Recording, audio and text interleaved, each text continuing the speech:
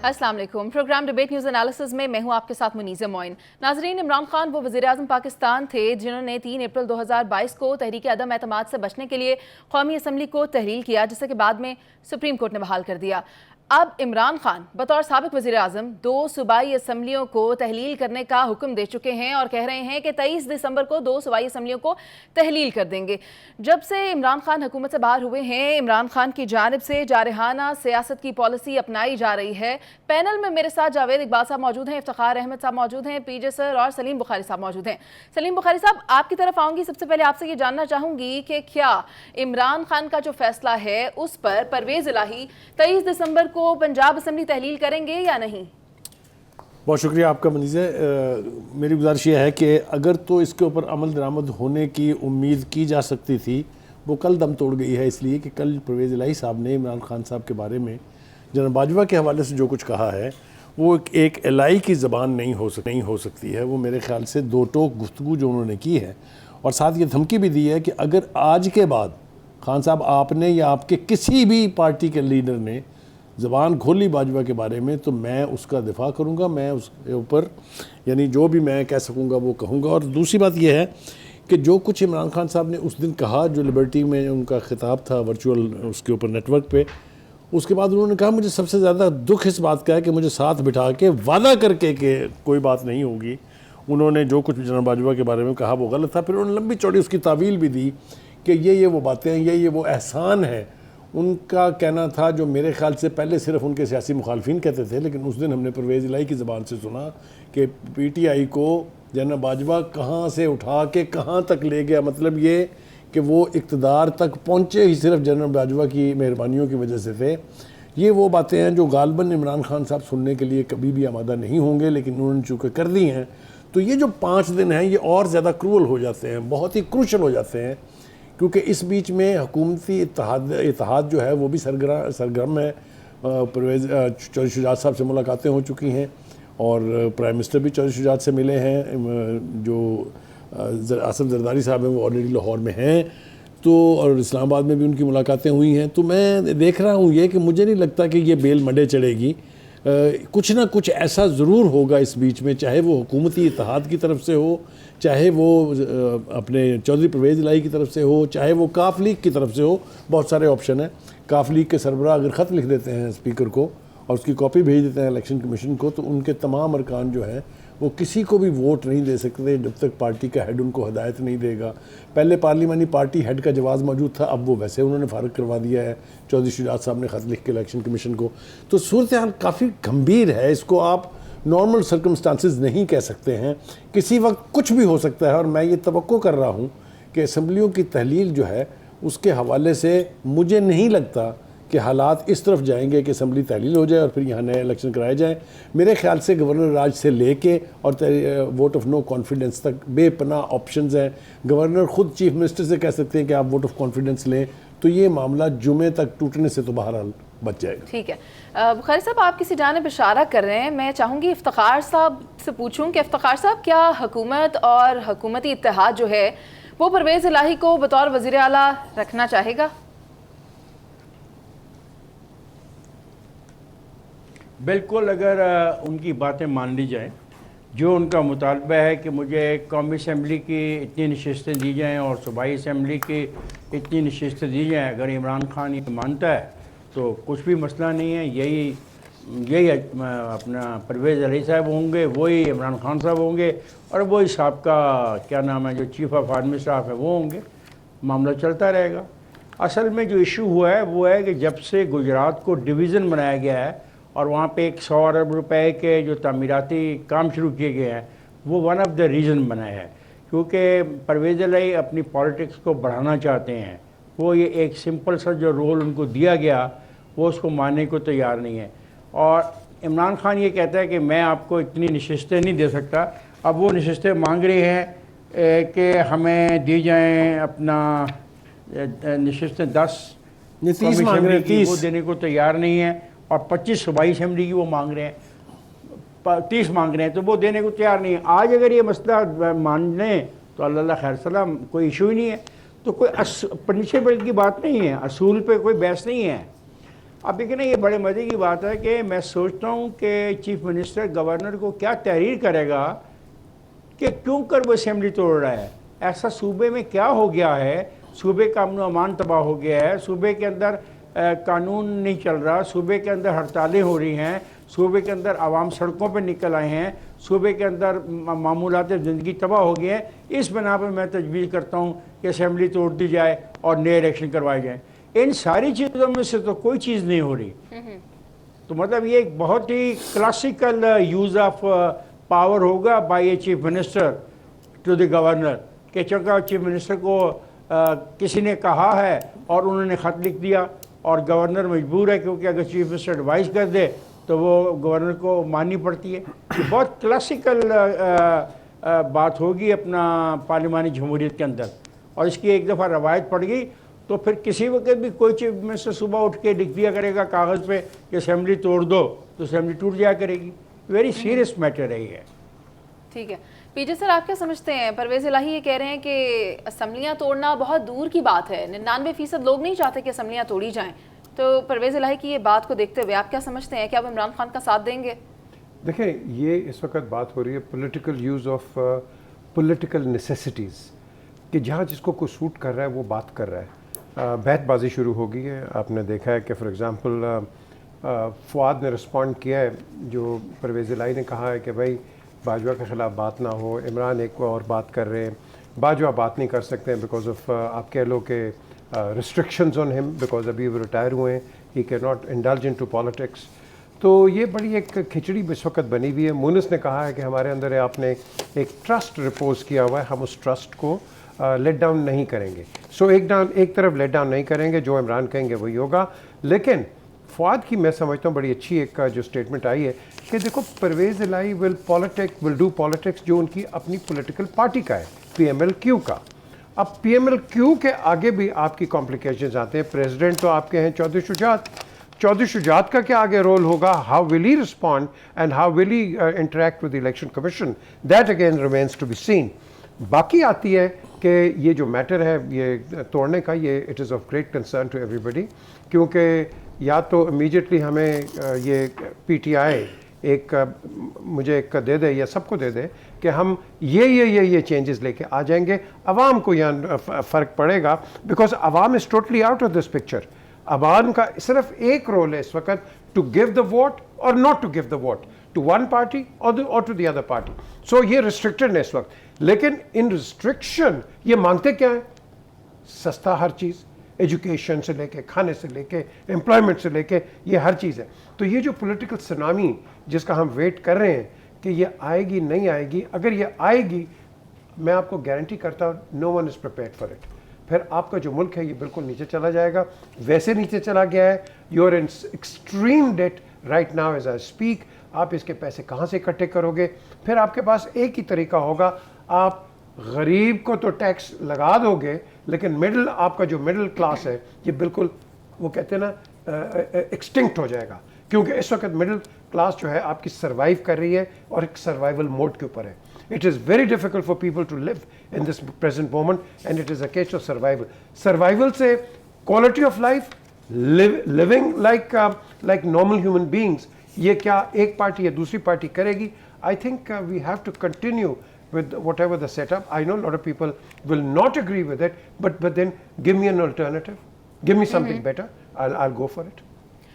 पीजे sir, अगर आपने मईशत की जानिब भी इशारा किया है और मुल्की हालात का भी, गरीब आवाम का भी, ऐसा लगता है कि गरीब आवाम के हाथ खड़े हो चुके हैं, और हाथ खड़े सूरत में हम ऐसा तस्वर कर सकते हैं जैसे कि कोई मुजरिम हो, और मुजरिमों के साथ ही इस तरह किया जाता है। मईशत की जहाँ तक सूरत हाल है, एक ऑप्शन ये भी दी जा रही है कि माशी इमरजेंसी नाफिज कर दी जाए, तो क्या ऐसा हो सकेगा या नहीं? परवेज़ इलाही क्या इमरान खान का साथ देंगे या नहीं? जावेद साहब, आपकी इस पर क्या राय है? देखिए, परवेज़ इलाही तो इमरान खान का साथ देगा। कल के हवाले की बात हुई इंटरव्यू की, उसमें जहाँ तक उनका इख्तलाफ था जनाब बाजवा के हवाले से, वो एक असूली इख्तलाफ है, और मैं उस बात को सेकंड करूँगा कि इमरान खान को किसी जगह फुल स्टॉप लगाना चाहिए। 8-9 महीने से आपने एक बयानिया बना लिया, बस करें, अब आगे की सियासत करें, और पीछे अब लकीर को पीटने का कोई फ़ायदा नहीं है, एक चीज़। और दूसरी, जहाँ तक परवेज़ लाई ने खुद क्लियर कहा है कि हमारा इत्तेहाद है इमरान खान का और वही उनको सूट करता है, वो उससे दाएं बाएं नहीं हो सकते। वो PMLN के साथ तीसरी रो में बैठने को तैयार नहीं है। मोनेस की पॉलिटिक्स फ्यूचर की पॉलिटिक्स है, उसकी पॉलिटिक्स मरियम के पीछे हाथ बांध वाली पॉलिटिक्स उसने नहीं करनी। इसलिए ये हार्ड फैक्ट्स हैं जिसकी बुनियाद पे परवेज़ लाई का भी यही फैसला और इसी तरह उनकी पार्टी का। और बाकी रहेगी जमहूरियत और आइन, इनमें से कोई भी चैंपियन नहीं है। ये कोई भी चैंपियन ट्रॉफी उठाकर इसको मुल्क को जो इस वक्त फाइनेंशियल और जमहूरी क्राइसिस में फंसा हुआ है उसे निकालने का किसी का नहीं है सौदा। सब सौदा कर रहे हैं कि जी इक़्तिदार का सौदा, असम्बलियाँ। क्वेश्चन ये आता है कि क्या असम्बलियाँ टूटती हैं तो मुल्क क्राइसिस से निकल आएगा? नहीं। क्या असम्बलियाँ रहती हैं क्राइसिस से निकल आएगा? नहीं। क्या वोट ऑफ नो कॉन्फिडेंस आता है तो मुल्क क्राइसिस से निकल आएगा? नहीं। क्या परवेज़ लाई नून की तरफ शिफ्ट हो जाते हैं तो क्राइसिस से निकल आता? नहीं। क्या गवर्नर उनको कहते हैं कि जनाब स्पीकर साहब के खिलाफ नो कॉन्फिडेंस के ऊपर वोटिंग कराते हैं? नहीं। क्या कोर्ट में केसेस जाते हैं? नहीं। तो जवाब है नहीं। असूली तौर पे इस क्राइसिस का अगर किसी को फिक्र है और निकालना चाहते हैं तो थोड़ी सी उम्मीद की किरण मुझे है, जो आज भी इसहाक डार और सदर अलवी की मुलाकात हो रही है। मैं आज भी इस बात पे यकीन रखता हूं कि हमारी सियासी और ये जमहूरी पॉलिटिकल पार्टीज जो आइन की बालादस्ती पे बात करती हैं कि अल्लाह का वास्ता है, जो मुल्क इस वक्त माशी बदहाली में है, इससे निकालने के लिए जो एक बातचीत हो रही है उसको किसी अंजाम तक ले जाएं, ताकि अगर इस्टेब्लिशमेंट नहीं चाहती असम्बलियां टूटने तो वो भी मसला रह जाए और मुल्क को और कौम को क्राइसिस से हम निकालें, लेकिन बातचीत के जरिए। देखिए, आप जो बात कर रहे हैं, जब एक स्टेडी बोट चल रही थी पीटीआई की, इट वाजंट गुड, सर मैं आपका पॉइंट लेती हूं, not good at all, but steady. आपको जल्दी थी, आपने हटा दिया, और आज एक स्टेडी बोट चल रही है। ठीक है, देखें, यू गिव द ड्यू। स्टेडी बीट भी बोट भी चल रही है, साहब का पॉइंट भी लेना, कौन सी चल रही है? आप वन टू वन कंपैरिजन कर रहे हैं ना। इफ्तिखार साहब का पॉइंट ले, you can't compare last 3 years with today. Iftikhar Sahab आप क्या कहना चाह रहे हैं? होती ना तो ये मुल्क और कौम इस सिचुएशन में भी इस हुकूमत के इफ्तिखार पीछे खड़ी साहब होती। आप क्या कहना चाह रहे हैं? मैं ये कहना चाह रहा हूँ कि हम पंजाब कर रहे हैं, खैबर पख्तूनख्वा की भी बात को करें जिसकी ठीक है इफ्तिखार साहब, अभी मैं एक ब्रेक पर चलती हूँ, जिसके बाद मैंने खैबर पख्तूनख्वा की सूरत हाल पर भी बात करनी है। असमियों की रोकने के लिए पीडीएम ने मुख्तलिफ ऑप्शंस पर गौर करना शुरू कर दिया और इसी सिलसिले में वज़ीर-ए-आज़म पाकिस्तान की ज़र सदारत एक इजलास भी हुआ। उसमें क्या फैसला किया गया और खैबर पख्तूनख्वा की असम्बली टूटेगी या नहीं, इस पर करेंगे बात एक ब्रेक के बाद। आप साथ रहिए।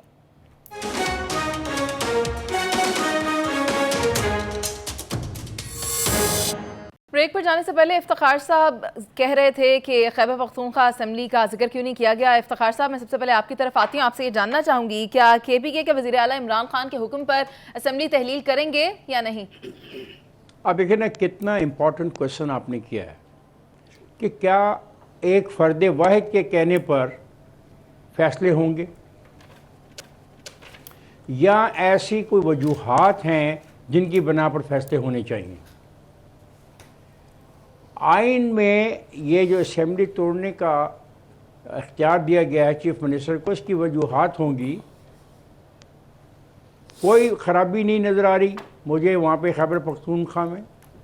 जो ख़राबियाँ इनको पंजाब में नज़र आ रही हैं वहाँ पे तो कोई नहीं है। वहाँ पे तो कोई अपना आने वाला जो है उसका तलक पाकिस्तान मुस्लिम लीग नून से नहीं है। सब ठीक है, मेजॉरिटी उनके पास है, 9 साल से हुकूमत कर रहे हैं।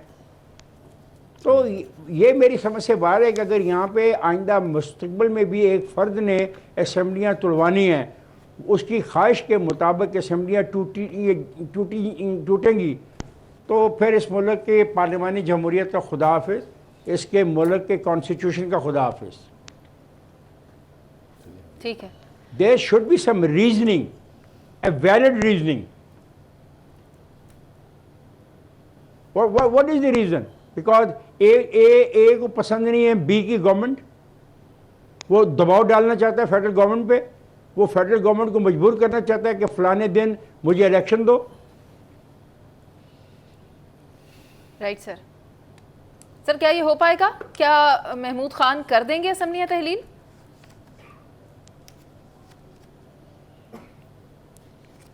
ठीक है ना, जब ये कर देंगे तो फिर ये सारे सवाल जो मैंने किए हैं इसका जवाब भी तो फिर तारीख मांगेगी ना बाद में। ठीक है, मैं जावेद साहब आपकी तरफ आती हूँ, आपकी राय लेना चाहूँगी। अपोजिशन जमातों ने महमूद खान के खिलाफ तहरीक अदम एतमाद ना लाने का फैसला किया है।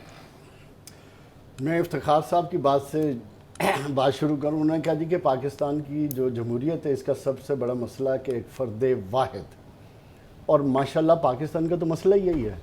जिस आइन और कानून का उन्होंने हवाला दिया वो तो ऑलरेडी रक्शे पे चढ़ा कर उसको दफना के उसके ऊपर पॉलिटिकल डिक्टेटरशिप का झंडा लगा दिया गया है और पिछले 30-35 साल से लगा हुआ है। तो हम किसको क्रिटिसाइज कर रहे हैं कि फ़र्द वाहिद का फैसला? पाकिस्तान की जमहूरियत में फैसले फ़र्द वाहिद ही करते हैं, बाकी सब भेड़ बकरियां हैं, इंक्लूडिंग 24 करोड़ कौम, उन पर फैसले थोपे जाते हैं। अगर इस 22-24 करोड़ कौम की फिक्र होती और जो पार्लिमानी हमारे सो कॉल्ड पार्लियामेंटेरियन है इनको एहसास जिम्मेदारी होती तो आज पाकिस्तान इस नहज पे ना होता। आज फिर उनकी बातों को इमरान खान भी फौकियत देता कि जब 80-90% लोग चाहते हैं कि असेंबली कंटिन्यू करे तो इमरान खान में भी जुर्रत ना होती, वो फैसले करते। और अगर इन पार्लियामेंटेरियन में कोई होता तो मियां नवाज शरीफ जो बाहर बैठे उधर से डिक्टेटरशिप की पॉलिटिक्स कर रहे हैं वो भी पाकिस्तान में बैठ के इस कौम के साथ खड़े होते। एक फर्द वाहिद अगर बैठ के फैसले करता है तो यही तो क्राइसिस है जिससे हमें इस मुल्क को निकालना है। अच्छा, जहां तक आपने बात की कि असेंबली तोड़ेगा कि नहीं, क्यों नहीं तोड़ेगा? बिल्कुल तोड़ेगा। चाहे पंजाब असेंबली है, चाहे पंजाब असेंबली है, चाहे केपीके की असेंबली है, उन्होंने अगली पॉलिटिक्स नहीं करनी। उनको पता है कि वोट इमरान खान का है। प्रॉब्लम तो इस जमहूरियत की असल जिसने खोखला किया वो ये प्रॉब्लम है। तो हमें बुनियादी तौर पे इन मसाइल का हल निकालने के लिए रिफॉर्म की जरूरत है। मुल्क में कारपोरेट पॉलिटिकल लीडरशिप से जान छुड़ाने की जरूरत है अगर मुल्क ने आगे जाना है तो। बुखारी साहब, अपोजिशन की स्ट्रेटजी ये है कि ना ही इजलास बुलाने के लिए रिक्वेजिशन दी जाएगी और ना ही अदम एतमाद लाया जाएगा, तो फिर इंतजार किस बात का है? महमूद खान साहब क्यों जुम्मे तक का इंतजार कर रहे हैं? क्यों नहीं तहलील कर देते खैबर पख्तूनख्वा की असेंबली को? देखिए, मेरे ख्याल से इस फैसले के पीछे माइंडसेट क्या है उसको ज़रा देखने की ज़रूरत है। ये बात तो बिल्कुल ठीक है कि एक आदमी जो है वो अगर फैसले करेगा कि असम्बलियाँ टूटनी है कि नहीं टूटनी है तो ये बड़ा जुल्म है। जैसे जावेद ने कहा कि हमेशा से सही होता आया है, तो मैं इनसे पूछता हूँ कि वो तब्दीली, वो इनकलाब जो इमरान खान की सूरत में आना था वो किधर गया? फिर वो भी वही कुछ कर रहे हैं जो पहलों ने किया था, तो फिर तो कोई बात ही नहीं है, बेमानी बात है, फिर उनकी बात क्यों सुनी जाए? तो इसके साथ साथ दूसरी बात मैं कहना चाहता हूँ, जहाँ तक हालात का तकाजा है, ना पंजाब असम्बली तहलील होनी चाहिए ना केपीके की असम्बली तहलील होनी चाहिए। हालात जितने भी दगरगू हों उन हालात में तो इन असम्बलियों का रोल और बढ़ जाता है। एक जमहूरियत इसी को कहते हैं कि जितने भी पॉलिटिकल अप्स और डाउन आते हैं, जितने भी पॉलिटिकल क्राइसिस आते हैं, पार्लियामेंट उनको तय करती है। और मगर ये पार्लियामेंट से जान छुड़ाने का एक बड़ा अजीबोगरीब तरीका है और मकसद सिर्फ सेंट्रल गवर्नमेंट को अंडर प्रेशर करना है कि वो नए इलेक्शन की तारीख दे दे। मैं आज इस फोरम की तवज्जुह से पूछना चाहता हूँ खान साहब से कि खान साहब, आपने अवाम को अभी तक ये नहीं बताया कि आपके पास वो जादू की कौन सी छड़ी है जो इंतखाब जीतने के फ़ौरन बाद आप इकनॉमी के हालात ठीक कर देंगे, पाकिस्तान को आइसोलेशन से निकाल लेंगे, आप सारे वो मसाइल जो आज पहाड़ की तरह खड़े हैं वो सारे रिजॉल्व हो जाएंगे। कोई लॉजिक तो हमें भी बता दीजिए ताकि हम भी आपका साथ दें। अगर आपका ख्याल ये कि मैं हूँगा तो मैं तो देख ली हमने केपीके में देख ली, वहाँ आपने हमें तासुर दिया, हमने यकीन कर लिया कि वहाँ दूध की नहरें बह रही हैं। जिस खाते में, जिस सेक्टर में आप देख लें वहाँ तबाहकारी दूसरों के मुकाबले में ज़्यादा है। सबसे ज़्यादा लॉ एंड ऑर्डर इसलिए ख़राब है वहाँ कि आपने सॉफ्ट कॉर्नर दिखाया उन कुव्वतों के लिए जो पाकिस्तान के अमर के दरपे हैं। आपकी हुकूमत जो है तसलसल से टीटीपी के साथ मुज़ाकरात जारी रखे हुए थी। आपके बैरिस्टर सैफ साहब उनकी तर्जमानी करते रहे, आपकी हुकूमत की नुमाइंदगी करते रहे। इसके नतीजे में पता ये चला कि केपीके की सड़कों के ऊपर टीटीपी के लिए चंदे जमा हो रहे हैं। फिर हमने देखा कि स्वात के अंदर जाके उन्होंने जत्था साजी शुरू कर दी जिसके मुकाबले में अवाम निकल आए। इसको कहते हैं अवाम की पावर। जिस तरीके से लोग सड़कों के ऊपर निकले फिर वहाँ से सवाए भागने के चारा कोई नहीं था उनके पास।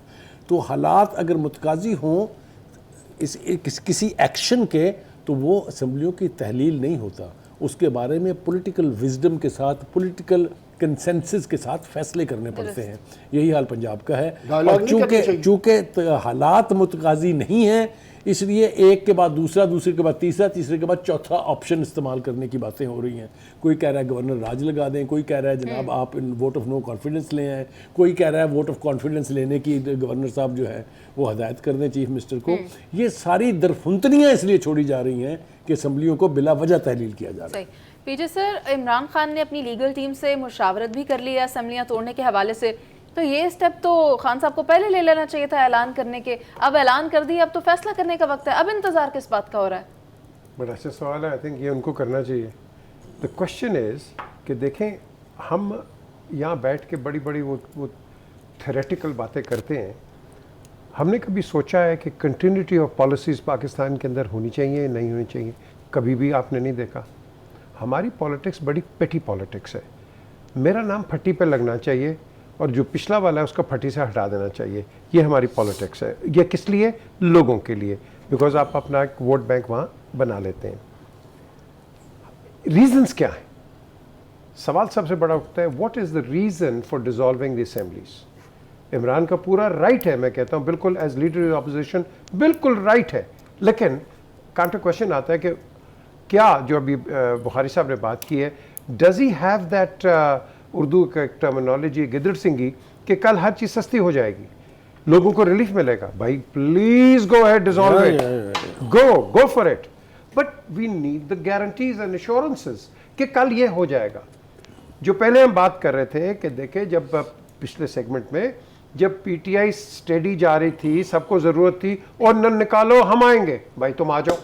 तुमने किया नहीं, तुम वो कहते ना इनटू द क्वैगमायर आप चले गए। आज पीटीआई को वही तकलीफ हो रही है कि हम आए, हम इसको ठीक करेंगे, ये आएंगे, ये इससे बड़े क्वैगमायर में जाएंगे। क्या इनके पास ऐसा सोल्यूशन है? हम तो बात करते हैं ना अवाम की, लोगों की।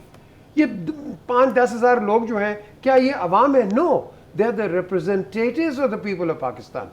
अगर हम पीपल ऑफ पाकिस्तान को नहीं देखेंगे, उनको नहीं आगे हम आप कह लो कि उनकी बेहतरी के लिए बात नहीं करेंगे, so then what are we talking about? कि मेरे पास एक झंडे की गाड़ी हो, मैं वजीर बन जाऊं, मैं सेक्रेटरी बन जाऊं, मैं चेयरमैन बन जाऊं, या ये बन जाऊं, या चेयरमैन हर डिपार्टमेंट के बनने के लिए वो बैठ जाते हैं जाके इन प्राइम मिनिस्टर्स के पास, जी मुझे मुझे चेयरमैन लगा दो, इधर का बना दो, उधर का कर दो। क्यों इफ्तिखार? बात सही है नहीं? इफ्तिखार साहब, आप कुछ ऐड करना चाह रहे हैं?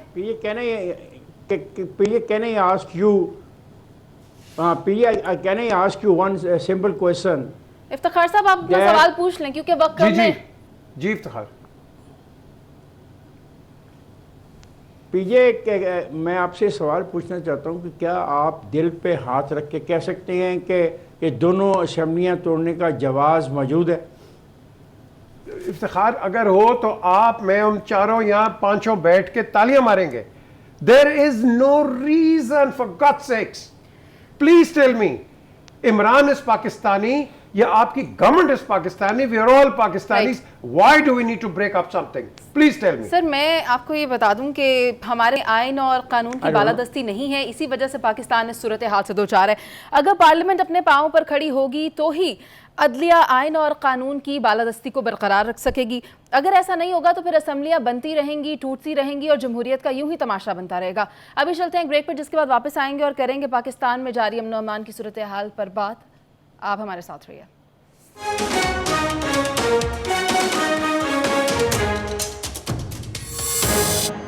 अगर मैं मुल्की हालात की बात करूं तो काफ़ी कशीदा दिखाई देते हैं। बन्नू में सीटीडी की इमारत पर दहशतगर्दों के कब्जे को काफ़ी वक्त गुजर चुका है और जो मुसल्लह मुल्ज़िमान हैं वो हथियार डालने को तैयार नहीं है। यहाँ तक कि जो यरगमाली बनाए हुए हैं उनको भी रिहा करने के हवाले से अभी तक कोई उम्मीद जाहिर नहीं की जा रही। वज़ीर ख़ारजा बिलावल भुट्टो ने वाज़ेह तौर पर यह पैगाम दे दिया गया है कि दहशतगर्दी का कमा कर दिया जाएगा। मैं पीजे सर आपकी जानिब आती हूँ, क्या आप मुझे ये बता सकेंगे कि दहशतगर्दी एक बार फिर क्यों सर उठा रही है? इसकी वजह क्या है? इसका जिम्मेदार कौन है? क्या जो सॉफ्ट पॉलिसी खैबर पख्तूनख्वा हुकूमत की जानिब से इख्तियार की गई, क्या हम उसको इसका जिम्मेदार ठहराएंगे? ये दो बहन भाई गाजी खान और इस्माइल और उनकी बहन बन्नू, ये इनके नाम पे बना था। ये आज कब्र में क्या लेट के सोच रहे होंगे, या कि देखो जो हमने बस्तियां बनाई तो आज देखो इनके अंदर क्या हो रहा है। और अफसोस की बात यह है कि जो दहशतगर्द, हम उसके साथ मुझे समझ नहीं आती, हम वो क्या कहते हैं, आंख मुचोली खेल रहे हैं, क्या खेल रहे हैं हम उनके साथ, हम उनसे बात क्यों कर रहे हैं। आप अखबार के अंदर, हम या टेलीविजन के ऊपर बैठ के कहते हैं outlawed organisation. Why are we speaking to an outlawed organisation, why? देखो ना, जब आप इस तरह बात करते हो तो लोग आपका मजाक उड़ाते हैं बाहर बैठ के कि ये किस किस्म के लोग हैं। वो कहते हैं आउटलॉड है और उसके साथ साथ आप उनसे बात भी करते हैं। जो नहीं आउटलॉ होते हैं, हाफिज हाफिज साहब जैसे, उनको आप आउटलॉ कर देते हैं। द क्वेश्चन इज, कहीं ना कहीं तो यार हमने अपने इंटेग्रिटी दिखानी है ना, कहीं तो कहीं अपने दांत दिखाने लोगों के ऊपर कि हम हैं कौन है। सो द क्वेश्चन राइजेस, आपने मुनीजा अभी पिछले सेगमेंट में एक छोटा सा एक बात किया था, इम्प्लीमेंटेशन ऑफ लॉ। ये जब तक इम्प्लीमेंटेशन ऑफ लॉ नहीं होगा इस मुल्क के अंदर, ये क्योटिक सिचुएशन लगी रहेगी। बिलावल ने जो बात की है, hats off to him. I think he spoke eloquently, he spoke beautifully, and जो उसने अपने आप को एक्सप्रेस किया है on behalf of Pakistan, I think वो मैसेज बड़ा लाउड एंड क्लियर गया है। And that is how we need to rebut India every possible time. हमने बहुत लिहाज कर लिया है, इनका बहुत लीनियंट एटीट्यूड हमने कर लिया, हम शराफत दिखाते हैं, ये आगे से आपको दांत दिखाते हैं। ये कब तक आप मजाक करते रहेंगे? ये स्पॉन्सर करते हैं टेररिस्ट को कि पाकिस्तान में अटैक करो, बलूचिस्तान में देखो क्या इन्होंने किया। So enough is enough, and that's it. Iftikhar Sahab, आप क्या समझते हैं, अमन और अमान की सूरत हाल को किस तरह से कायम किया जाएगा? हुकूमत इस पर क्या करेगी? हुकूमत 9 साल से क्या कर रही थी, ये है वो बुनियादी सवाल जो किया जाना चाहिए। ये क्या ज़रूरत थी उनको भत्ता देने की? 1 साल से भत्ता वहाँ पे दिया जा रहा है और वज़ीर भी भत्ता देते रहे हैं, और ये बात वहाँ पे सारे खैबर पख्तूनख्वा के इल्म में है। और जो तहरीक तालिबान पाकिस्तान से डायलॉग करने की कोशिश की गई और उनसे डायलॉग किया गया, इसकी क्या ज़रूरत थी? और वहाँ पे तो वो हथियार उठा के जितने भी दर्रे हैं वहाँ से वो क्रॉस करके आ रहे हैं और वो अपनी फुटेज जो है वो जारी कर रहे हैं जी। मतलब ये अजीब किस्म की वहाँ पे हुकूमत है कि वो दर्रों को नहीं रोक पा रही। और ये जिस बिल्डिंग में ये वाक़या हुआ है वहाँ पे जो लोग गिरफ्तार किए हुए थे उनसे तफ्तीश हो रही थी, वहाँ पे उन्होंने उनसे हथियार छीन लिए और उनको कब्जे में ले लिया और मुतालबा कर रहे हैं कि हमें हेलीकॉप्टर दिया जाए वरना हम इन सबको मार देंगे और हमें अफगानिस्तान जाके छोड़ के आए। इसका मतलब है उनका अफगानिस्तान में जाने का मतलब ये है कि they have come from Afghanistan. ये वो खुद मान रहे हैं इस बात को। तो फिर सवाल ये पैदा होता है कि अफगानिस्तान से आने वाले जो अहम रास्ते और अहम दर्रे हैं जिसमें से ये गुजर के जा रहे हैं, जिसकी वो फुटेज वो जारी कर रहे हैं, तो ये वहाँ की जो हुकूमत है ये क्या कर रही है? राइट सर, वक्त कम है, माजरत के साथ बहुत अफसोसनाक सूरत हाल है। बुखारी साहब की भी राय लेना चाहूँगी। सॉरी इफ्तिखार साहब, मुझे इंटरप्ट करना पड़ा, हमारे पास वक्त कम है। मैं बुखारी साहब आपकी राय लेना चाहूँगी। बॉर्डर मैनेजमेंट के लिए हम क्या कर रहे हैं? जो दहशतगर्द हमारे से बात करना चाह रहे हैं, जो मुतालबा कर रहे हैं, वो सेफ पैसेज का कर रहे हैं। How will Pakistan do the border management then? पहली बात तो यह है कि इफ्तिखार साहब ने जो कहा, मैं ज़रा उसकी थोड़ी सी वजाहत करना चाहता हूँ क्योंकि बहुत अहम बात उन्होंने की है। ये जो वाक़या है बन्नू का, ये उस मॉडल पुलिस का जिसकी खान साहब जो है वो तारीफ़ करते थकते नहीं थे और चाहते थे कि पूरे पाकिस्तान की पुलिस को इसी तरीके से ऑर्गेनाइज़ किया जाए। ये हाल है कि CTD जैसा अदारा जो बहुत ताकतवर, जहाँ बहुत क्रीम ऑफ पुलिस बैठी होती है, उनके यहाँ जो लोग हिरासत में थे, जिन लोगों को डिटेन किया हुआ था, जिनकी इन्वेस्टिगेशन हो रही थी, वो अपने आप को आज़ाद कराते हैं, उस CTDC से असला छीनते हैं और फिर उसी CTDC को यानी हॉस्टेज बना लेते हैं। खुदाया मुझे नहीं समझ में आता कि दुनिया की इस तारीख में कोई इस तरह का वाक़या भी होता है। Rented accommodation, just imagine Iftikhar साहब किस तरफ इशारा कर रहे हैं। दूसरी बात, ये क्यों हो रहा है? ये इसलिए हो रहा है कि इन कुव्वतों की हौसला अफजाई की जनाब इमरान खान साहब ने, मैं ज़िम्मेदारी से कह रहा हूँ, जिसके नतीजे में वो तालिबान खान कहलाए थे। वो कहते थे इनके दफातर खोलें यहाँ, वो कहते थे इनसे मुज़ाकरात करें। उन्होंने कहा रद्दुल फसाद, वो ज़रबे अज़ब जो है बेमानी चीज़ें थी, उसमें लोगों की जानें ज़ाया की गई। ये है उसका नतीजा। और अभी मैं आपको बताऊं, अभी ये बात यहाँ से बढ़ेगी, इसलिए कि KPK की हुकूमत में इन लोगों के लिए अभी भी सॉफ्ट कॉर्नर है। ये KPK के वज़ीर आला साहब ठीक कहते हैं, इफ्तिखार साहब, के यहाँ बैठ के मज़े कर रहे हैं, जश्न मना रहे हैं। उनके सूबे में ये कुछ हो रहा है ना, इमरान खान की जो हाज़िरी है वो बहुत ज़रूरी है। उनके जो 9 रतन हैं उनकी आंखों के सामने रहने चाहिए, कोई इधर उधर ना हो जाए, सूबे में जो मर्जी होता रहे। दूसरी बात ये कि Bilawal has said the ultimate, I think that should be heeded too. उन्होंने कहा कि there is a zero tolerance for terrorism across Pakistan Afghan border, और we will resist it to the core. And another thing जो उन्होंने बहुत इंपॉर्टेंट कही वो ये कि there could be no dialogue with terrorism. I think these are the 2 things that we should think very seriously. हमने अगर ये रवैया इख्तियार न किया तो हम एक के बाद दूसरी दफ़ा वल्नरेबल होते जाएंगे और शिकार हो जाएंगे इन कुव्वतों का, जिनका वजूद भी पाकिस्तान में नहीं होना चाहिए। जावेद साहब, आप क्या समझते हैं? अस्करियत पसंदों ने तो वाज़ेह तौर पर संगीन नताइज की धमकियां दी हैं, हुकूमत आप किस तरह से जवाब देगी इनको? कौन सी हुकूमत? पहले तो ये बताएं सर, मुझे। पाकिस्तान की नहीं, नहीं, हुकूमत। नहीं, आपने आप पहले पाकिस्तान में बताएं। कितनी मुझे तो हुकूमतें अभी बनाई तक हुई ये लगा है कि इस पूरे इकोनॉमिक सर, क्राइसिस, इत्तेहादी पॉलिटिकल हुकूमत, क्राइसिस, हुकूमत। एक सेकंड ना, पॉलिटिकल क्राइसिस, इकोनॉमिक क्राइसिस, और उसके बाद ये जो टेररिस्ट वाला वकूआ, ये सारा का जिम्मेदार एक ही बंदा है, इमरान खान। तो मैं तो समझता हूँ पहला काम तो ये करें, इमरान खान का कुछ बंदोबस्त करें, ये मसले खुद ब खुद हल हो जाएंगे। दूसरी बात ये है, ये सारी सिचुएशन रिलेटेड है आपके फॉरेन पॉलिसी से, जो अफगानिस्तान के रिलेटेड है। दूसरी आपकी इंटीरियर मिनिस्ट्री से, जिसके अंडर आपकी लॉ इन्फोर्समेंट एजेंसीज आती हैं। क्वेश्चन तो ये बनता है कि 9 महीने से जो हुकूमत आई हुई है उसने कितनी तब्दीली लेकर आई है अपनी फॉरेन पॉलिसी में तालिबान के हवाले से। दूसरा क्वेश्चन ये बनता है कि हमारे फॉरेन मिनिस्टर साहब पूरी दुनिया के 7 चक्कर लगा लिए, अफगानिस्तान में नहीं गए, उधर हिना रबानी को भेजा, और उधर के जो मिनिस्टर हैं जो फॉरेन अफेयर्स को, उन्होंने मिलने से इनकार कर दिया। और वजूहात तो हमें खुद तलाश करनी है, मसाइल का हल तो हमने खुद तलाश करना है कि पिछले 9 महीने में हमने क्या किया। ये नहीं हो सकता कि आप सारा मुद्दा उठा के एक इमरान खान पे डाल के कहें बन्नू वाले वाक़े से क्या ताल्लुक है? बस कर जाए। इफ्तिखार साहब, CTD किसके साथ कोऑपरेशन से करती है, आपको इस चीज का फिर पता होना चाहिए। नहीं, बन्नू सवाल ये है आंखों के कि सामने हो रहा है हमारी ये जो वाकयात हो रहे हैं, चीज का पता होना चाहिए। बन्नू में एक वाकया हो रहा है, चमन से लेके आज बन्नू तक पहुंचे, तो इसके जिम्मेदार इसका क्या हम सब हैं, ये सब हैं। पर हम इस बात का मुतालबा हैं कि नेशनल सिक्योरिटी की मीटिंग को बुलाया जाए ताकि मुल्क में जारी अमनो अमान की सूरत हाल को बरकरार रखा जा सके। इंटरनेशनल पॉलिसी को रीफ्रेम करने की जरूरत है। इसी के साथ मैं आपसे इजाजत चाहूंगी, वक्त कम है, अलाने के बाद।